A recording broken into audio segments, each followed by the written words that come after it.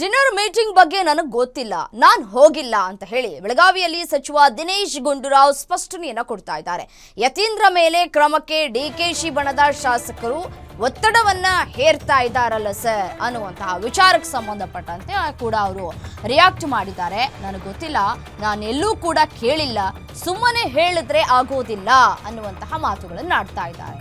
CM clear ಮಾಡಿದ್ದಾರೆ, ಅಧ್ಯಕ್ಷರ ಜೊತೆಗೂ ಮಾತಾಡಿದ್ದಾರೆ.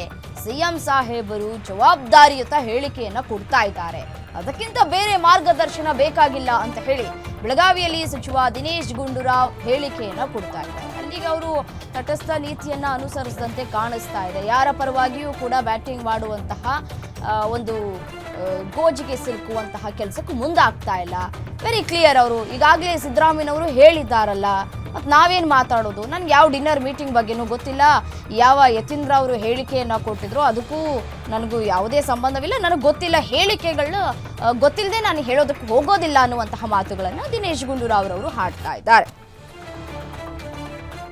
ಸಾಯಂಕಾಲ ಎಲ್ಲರೂ ಕೂಡ ಸೇರಬೇಕು ಅಲ್ವಾ, ಅದಕ್ಕೋಸ್ಕರ ಡಿನ್ನರ್ಗಳಿದೆ ಅಂತ ಯಾವಾಗಲೂ ಕೂಡ ಡಿನ್ನರ್ಗಳು ನಡೀತಾ ಇರ್ತದೆ ಇಲ್ಲಿ. ನನಗದೆಲ್ಲ ಗೊತ್ತಿಲ್ಲ, ನಾನು ಡಿನ್ನರ್ಗೇನು ಹೋಗಿಲ್ಲ. ನಾನು ಕ್ಯಾಬಿನೆಟ್ ಸ್ವಲ್ಪ ಲೇಟ್ ಆಯಿತು. ಈಗ CM ಅವರೇ ಕ್ಲಿಯರ್ ಮಾಡಿದ್ದಾರೆ, ಅಧ್ಯಕ್ಷರೇ ಕ್ಲಾರಿಟಿಯಿಂದ ಮಾತಾಡಿದ್ದಾರೆ. ಸಿದ್ದರಾಮಯ್ಯ ಸಾಹೇಬರು ಇಷ್ಟು ಜವಾಬ್ದಾರಿಯುತವಾದಂಥ ಹೇಳಿಕೆಗಳು ಕೊಡ್ತಾ ಇರೋ ಒಂದು ಸಂದರ್ಭದಲ್ಲಿ ಬಹುಶಃ ಅದಕ್ಕಿಂತ ಇನ್ನೇನು ನಮಗೆ ಮಾರ್ಗದರ್ಶನ ಬೇಕಾಗಿಲ್ಲ ಅಲ್ವಾ. ನಮ್ಮ CM ಅವರೇ ಭಾಳ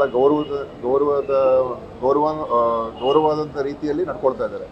ಅದಕ್ಕೆ ನಮಗೂ ಕೂಡ ಅದೇ ಮಾರ್ಗದರ್ಶನ. ಸೊ CM ಅವರು ಹೇಳಿದ ಮೇಲೆ ಅದೇ ನಮಗೆ ಫೈನಲ್. ನೋಡಿ, ಎಲ್ಲೋ ಒಂದೊಂದು ಕಡೆ ಇನ್ಸಿಡೆಂಟ್ಗಳು ಆಗಿರ್ಬೋದು, ನಾನು ಹೇಳೋಕ್ಕಾಗಲ್ಲ, ಚೆಕಪ್ ಮಾಡ್ತೀನಿ, ಗೊತ್ತಿಲ್ಲದೆ ನಾನು ಮಾತಾಡೋಕ್ಕಾಗಲ್ಲ.